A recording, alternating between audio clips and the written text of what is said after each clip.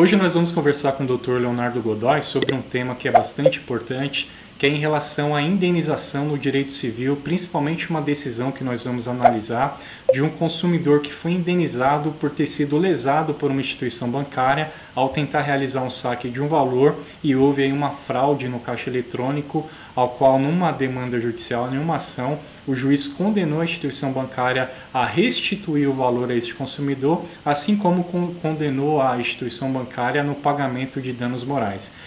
O Dr. Leonardo, ele é pós-graduado em Direito Processual Civil e também pós-graduado em Direito Tributário. Tudo bom, doutor? Tudo jóia? Hoje, então, nós vamos bater... Tudo bem? Tudo jóia. Então, hoje nós vamos bater um papo aí sobre Direito Civil, que também é uma das especialidades do doutor. E eu quero começar aqui o nosso bate-papo, doutor, em relação a esta decisão que saiu, que nós vamos analisar, que envolve direito do consumidor, né? A decisão, mais ou menos aqui na introdução, eu já passei do que se trata. E como que acontecem essas hipóteses, por exemplo, de demandas judiciais pleiteando indenização de danos morais, na chamada saidinha de banco, né, que a pessoa acaba sendo vítima aí de furto ou de roubo, mas neste caso foi dentro da instituição bancária que a pessoa tentou realizar o saque de um valor e acabou tendo aí o valor preso pela máquina, né, pelo caixa eletrônico, e depois ela ingressou com uma demanda por ter se sentido lesada pela instituição bancária. Esse tipo de demanda tem crescido muito, doutor, ultimamente? Bom, com o aumento da tecnologia, cresceram também os prejuízos causados por pessoas mal intencionadas, né? Principalmente no âmbito bancário.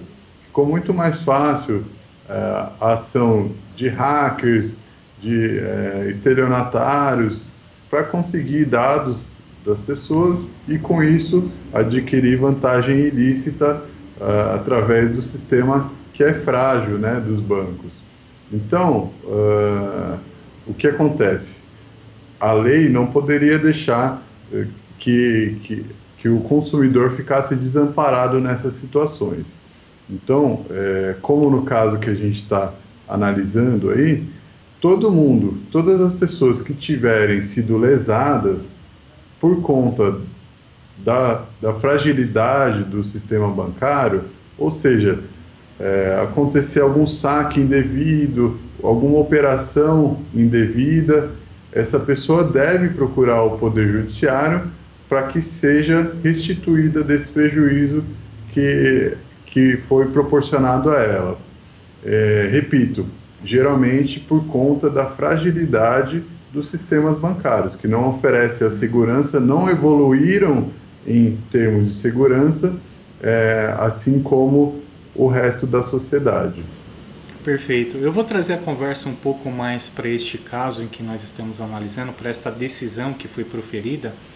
E especificamente neste caso concreto, foi relatado que, na verdade, o titular da conta, ele emprestou seu cartão, acho que para a mãe e para o irmão, e realizar um saque, isto porque ele estava viajando, precisava disponibilizar um valor aí para sua mãe, eu acho para sua família, e ele emprestou ou deixou o cartão no poder aí da sua mãe para ela ir realizar o saque no banco quando aconteceu esta fraude aí no caixa eletrônico. Nós sabemos, doutor, que o Código de Defesa do Consumidor ele é um pouco mais tendencioso para o consumidor para manter um equilíbrio nas relações de consumo. Evidentemente que o empresário, o dono do poder econômico e da tecnologia, ele tem uma vantagem técnica e financeira em relação ao consumidor. Então, o Código de Defesa do Consumidor, ele vem, pelo menos a ideia, o fundamento dele é equilibrar esta relação. Mas neste caso concreto, doutor, o banco sempre orienta de uma maneira bem clara que o cartão da pessoa é intransferível e pessoal e ele não pode ser utilizado por terceiros, ainda que seja parente ou familiar. E nesta hipótese, doutor, não houve, digamos assim, uma falta de prudência ou de zelo e não desrespeitou uma norma que o banco determina quando essa pessoa emprestou o cartão para a mãe ou para o irmão e realiza esse saque, independentemente de ter ocorrido aí todo esse problema, mas não houve uma quebra aí das regras contratuais por parte desse consumidor que emprestou o seu cartão? O que o doutor acha dessa circunstância? Neste caso, doutor, as relações contratuais são regidas principalmente pela boa-fé. No caso aí, não houve o afastamento da boa-fé por parte do consumidor. Primeiro, em nenhum momento ele omitiu esse fato de que teria compartilhado a senha e o cartão com os familiares. Pelo contrário, desde o primeiro momento ele deixou claro que por uma necessidade, ele estava viajando, estava afastado da sua família, ele acabou precisando compartilhar os seus dados bancários com os seus familiares. Então esse é o primeiro ponto. Segundo ponto, o banco ele não se desincumbiu da obrigação dele de provar o contrário, ou seja, no caso, caberia ao banco demonstrar que não teria sido o autor ou os familiares que tinham feito esse saque, né? Então, por conta disso, os juízes aí, eles levaram em conta que não ficou afastada a boa-fé contratual, o autor da ação levou todos os fatos como eles realmente aconteceram e o banco, ele acabou não tendo a capacidade de comprovar que o saque era devido. Portanto, eles mantiveram a condenação contra o banco e acabou ficando configurada a responsabilidade por conta desse prejuízo. Então, resumindo, realmente houve uma infringência contratual com relação ao autor em face do banco, mas essa pequena violação contratual não foi capaz de macular, de viciar toda a relação de consumo e muito menos afastar o direito à indenização por conta do ato ilícito praticado pela instituição bancária. Perfeito, doutor. Agora, levando em consideração, é um elemento muito importante que o doutor mencionou agora, que é a questão da boa-fé contratual. Embora exista aí a lei, as regras e as cláusulas contratuais, tudo isso está abaixo, está regido pela questão do princípio das partes, da boa-fé contratual das partes. Então, nenhuma norma ela vai ser superior ao princípio da boa-fé. E isso é muito importante, esta parte que o doutor aí esclareceu. Agora, vamos tomar por base que houve boa-fé dele, ele emprestou por uma necessidade, por uma emergência para o seu familiar. E na decisão que nós estamos comentando, que nós vamos inclusive disponibilizar a íntegra dela aqui neste artigo, logo abaixo do vídeo, não bastaria, doutor, uma condenação do banco em apenas restituir o valor que foi, digamos assim, preso ali pelo caixa eletrônico, pelo valor que ele teve prejuízo ali com o banco, né? Que quando a mãe dele foi sacar o valor, parece que modificaram o sistema do caixa eletrônico, o valor saiu da conta, mas permaneceu no caixa e outra pessoa foi lá e furtou o valor. Então, o banco devolvendo o valor que este consumidor teve prejuízo não bastaria para resolver essa situação? Por que o doutor entende que o juiz condenou a instituição bancária e também indenizar este consumidor em danos morais? Neste cenário, aonde se caracteriza aí os danos morais, doutor? Bom, como o doutor ressaltou, existiu, além da condenação por danos materiais, que foi a devolução do valor do saque indevido, que foi de R$ 950, houve também a condenação por danos morais. O valor estipulado foi de R$ 1.500 pelo tribunal. Por que houve, então, essa condenação por danos morais? O dano moral, ele corresponde a uma violação na esfera psicológica da pessoa. É o sofrimento, o pesar que a pessoa suportou por conta de um determinado ato ilícito. No caso aí, ficou demonstrado que a parte realmente tentou resolver a situação administrativamente perante o banco, tentou solucionar perante a gerente, explicou a situação, informou que não tinha sido nem ele, nem a mãe dele ou um familiar que realizou o saque, e ainda assim o banco acabou negando resolver a situação, obrigando que o autor da ação entrasse com essa demanda. Então, o que ficou configurado? Que a pessoa ficou privada do seu patrimônio durante todo esse tempo, não só da questão administrativa, desde que houve o saque indevido, mas também durante todo o procedimento judicial, que não foi rápido no caso que a gente está estudando. Então a pessoa ficou privada do seu salário, do seu patrimônio, né? Isso sem dúvida causa um transtorno enorme na vida de qualquer cidadão. Ficar privado do seu patrimônio acaba obrigando a pessoa a pedir dinheiro emprestado para um conhecido ou de alguma outra forma prover seu sustento, né?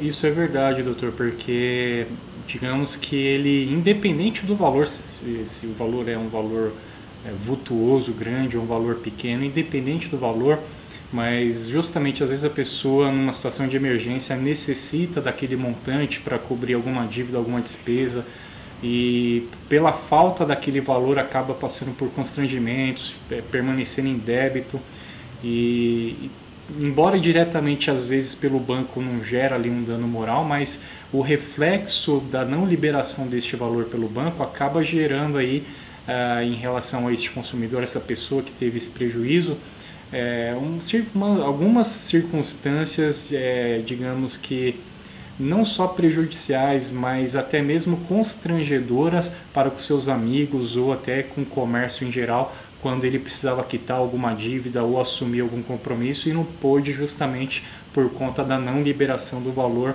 que foi reconhecidamente pelo banco lá objeto de uma falha no caixa eletrônico. Então, talvez também, até para complementar a resposta do doutor, que foi bem explanada, acontece talvez no dia a dia esse tipo de circunstância também. Agora, doutor, na decisão que nós estamos analisando aqui, na relação de consumo, principalmente no Código de Defesa do Consumidor, existe aí a previsão da responsabilidade objetiva. Queria que o doutor mencionasse um pouco, para quem está acompanhando a gente, acompanhando o nosso vídeo aqui ou no YouTube ou no nosso blog, o que vem a ser responsabilidade objetiva, como que se caracteriza isso e se esta responsabilidade objetiva ela deixa um pouco desequilibrada a relação entre o consumidor e entre o empresário, entre as empresas e produtores de conteúdos e serviços. Em relação à responsabilidade objetiva, existem várias leis que prevêem esse tipo de responsabilidade. Mas no Código de Defesa do Consumidor, o legislador optou por atribuir a responsabilidade objetiva aos fornecedores de produtos e serviços. O que vem a ser essa responsabilidade objetiva? Nas relações de consumo, havendo qualquer prejuízo em relação ao consumidor, seja por fornecimento de produto defeituoso, seja um serviço viciado, um serviço que não venha a ser prestado, qualquer prejuízo que o consumidor tiver que suportar, a responsabilidade de indenizar do fornecedor independe da demonstração de culpa. Então, como no caso em que a gente está analisando, o consumidor não precisa demonstrar que o banco agiu culposamente, ou seja, agiu com negligência, deixou de atender as regras aí para que impedisse o dano que ele suportou. Então, nestes casos, havendo prejuízo para o consumidor, o que ele deve demonstrar perante o juízo ou administrativamente também? Ele deve comprovar o ato danoso, né, o fato que lhe causou prejuízo, o dano que ele suportou e o nexo causal, ou seja, a relação entre o fato que relacionou, o fato que proporcionou o dano e o dano que ele sofreu. Havendo essa conexão entre esses dois elementos, haverá a responsabilidade de indenizar do fornecedor de serviços e produtos. Perfeito. Então, trazendo para a análise dessa decisão, doutor, Bastou então esse consumidor, essa pessoa, cliente do banco, provar que houve uma falha no caixa eletrônico por fraude cometida por terceiros, então ele somente provou isto e provou que esta fraude lhe acarretou um desfalque de um valor para que o juiz aí determinasse a condenação. Então é mais ou menos assim que funciona, tem que provar que o fato aconteceu e que esse fato gerou um prejuízo. Provando isto, não é necessário ir além. Seria isto a responsabilidade objetiva ou não, doutor? Ou tem alguma coisa diferente? Exatamente. Acaba que a responsabilidade independe de culpa do causador do dano. Então, havendo um dano... Sem interromper o doutor, mas neste caso, como o doutor falou, independe de culpa, até para ficar bem exemplificado, a fraude talvez quem tenha cometido foi aí um terceiro que foi lá e violou o caixa eletrônico, que não foi culpa, digamos assim, da instituição bancária.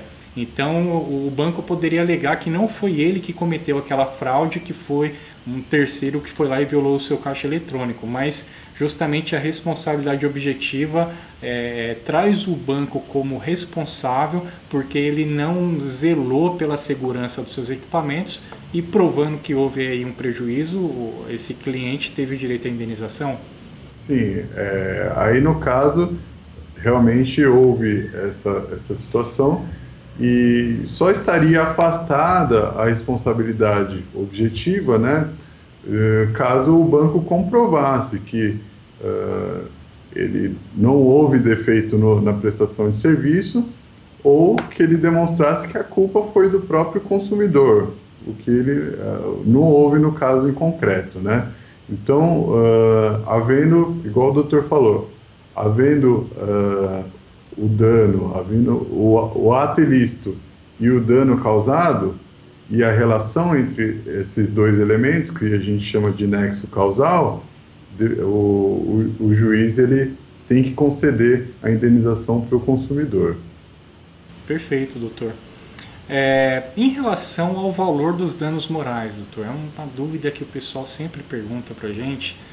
Neste caso em especial que nós estamos analisando, o juiz determinou a devolução de R$ 950, que foi o valor que ficou preso no caixa eletrônico, mais um valor equivalente a R$ 1.500 a título de danos morais. O doutor já nos respondeu, já explicou o porquê que foi aplicado aí os danos morais, em que hipótese que ocorre esta circunstância, mas em relação ao valor da condenação de danos morais, como que é calculado isto? Digamos que outros consumidores ou outros clientes de bancos que se encontram na mesma circunstância, terá este valor também de danos morais se ingressar com uma ação? Como que é calculado o valor dos danos morais? Quais os critérios que o juiz utiliza para determinar o valor do pagamento dos danos morais? E, por exemplo, o advogado, quando vai realizar uma ação, ingressar com pedido de danos morais, ele pode pleitear, pedir nessa ação qualquer valor? Como que funciona a sistemática do cálculo do valor dos danos morais, tanto para ingressar com a ação, quanto o critério que o juiz utiliza para determinar o montante a ser pago, doutor? Bom, o valor dos danos morais, da indenização por danos morais, ele acaba sendo muito subjetivo.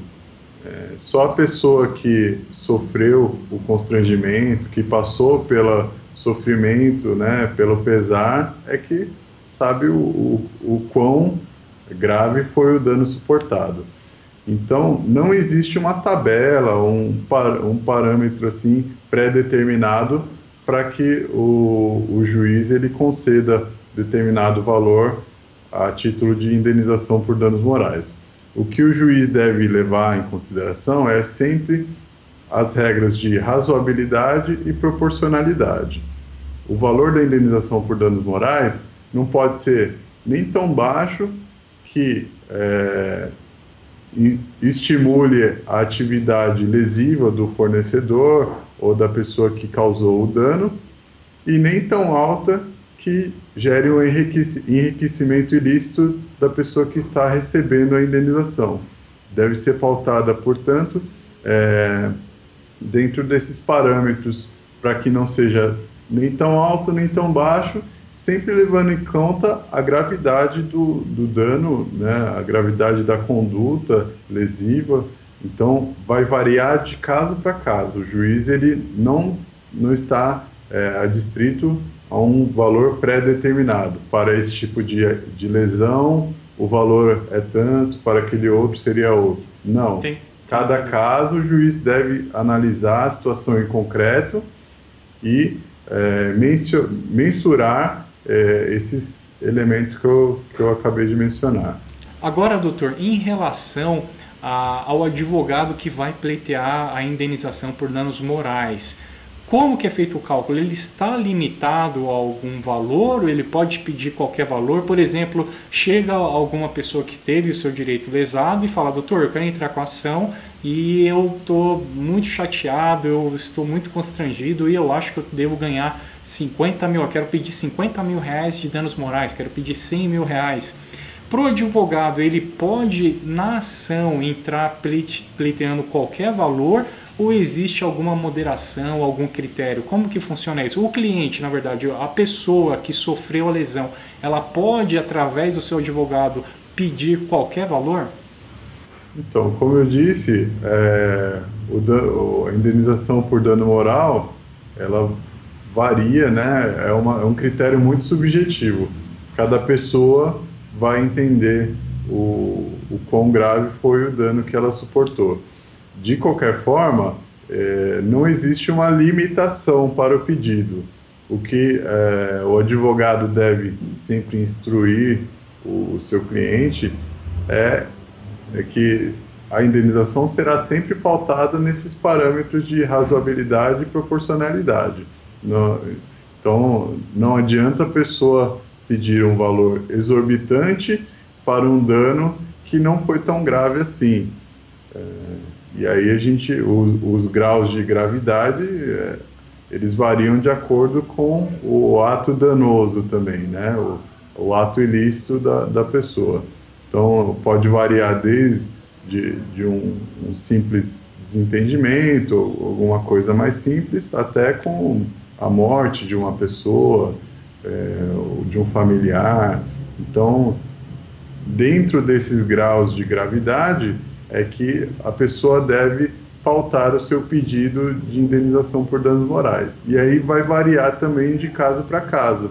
Então, sempre que a pessoa estiver dentro da consulta com seu advogado, ela deve questioná-lo e deve ser esclarecida também essa questão para que o valor seja apropriadamente pedido perante o Poder Judiciário.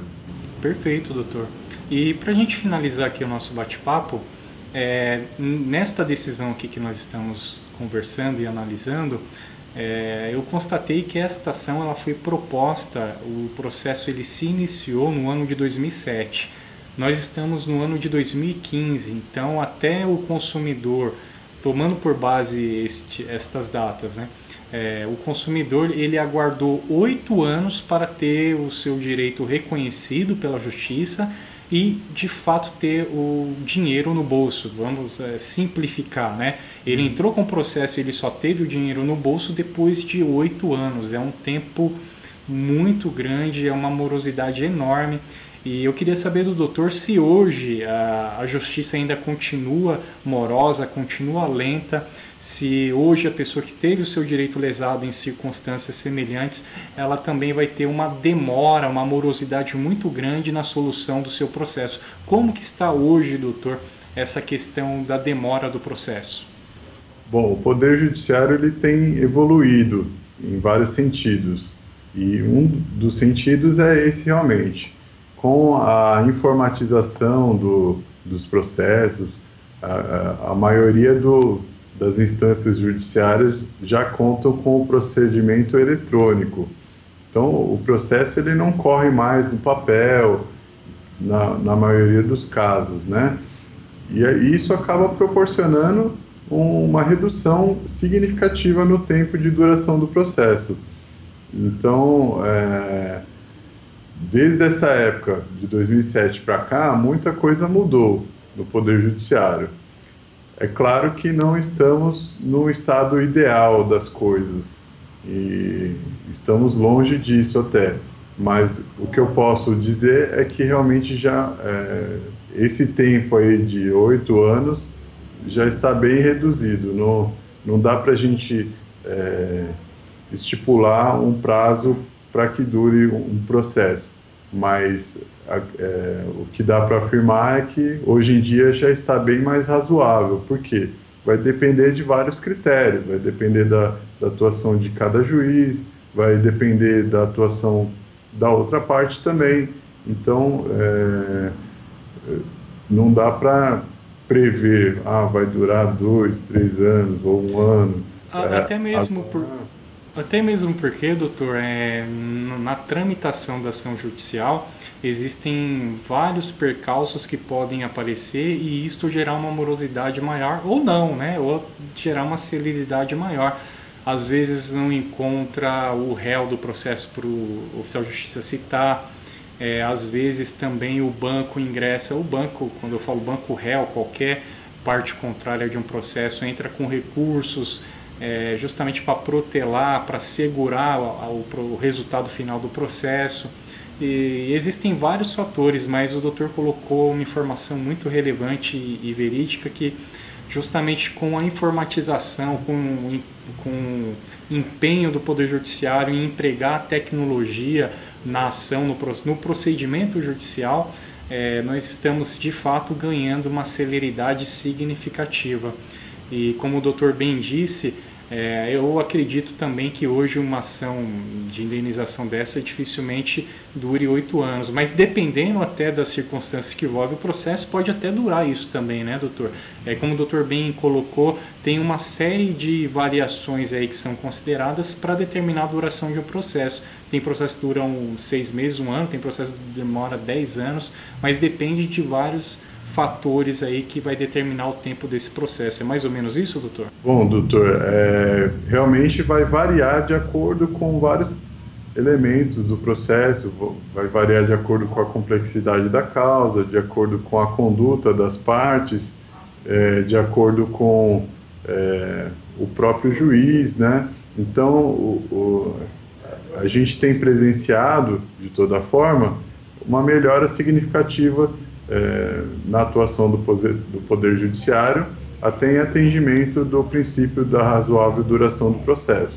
Então, eles estão encurtando o prazo de apreciação das demandas, o procedimento está cada vez mais célere e até com o novo Código de Processo Civil, a gente espera que novidades aí sejam bem-vindas no sentido de diminuir a espera do jurisdicionado de ter uma resposta do Poder Judiciário.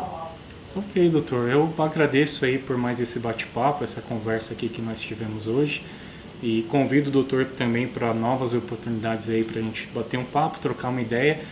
O nosso objetivo aqui é uma conversa informal, um bate-papo sem utilizar muitos critérios técnicos, é mais uma conversa mesmo, uma análise bem simplificada e sucinta de algumas decisões. Se você está acompanhando este vídeo aqui no YouTube, eu peço que você dê a sua opinião, faça comentários, se inscreva no nosso canal. Se você está acompanhando no nosso blog e tem alguma dúvida, pode fazer a sua pergunta abaixo deste vídeo, ou no Facebook você pode curtir a nossa fanpage e compartilhar o nosso vídeo também, o nosso conteúdo, que com isso você vai ajudar bastante para que nós possamos aí elaborar mais conteúdos e compartilhar cada vez com mais frequência vídeos aí esclarecendo alguns elementos do direito, tentando sempre fazer isso de uma maneira bem simples e bem clara para que você consiga compreender aqui o nosso bate-papo. Então, agradeço você que acompanhou aí o nosso conteúdo até o final, agradeço o Dr. Gilberto que colaborou com a gente numa outra oportunidade e agora o Dr. Leonardo aí que também colaborou com a gente, batendo um papo sobre direito civil, danos materiais, danos morais e direito do consumidor também. Muito obrigado, doutor, e até uma próxima oportunidade. Dr. Valdemar, muito obrigado. É sempre um prazer conversar com o senhor e espero encontrá-lo em breve em outras oportunidades. Ok, um grande abraço, até mais. Um abraço.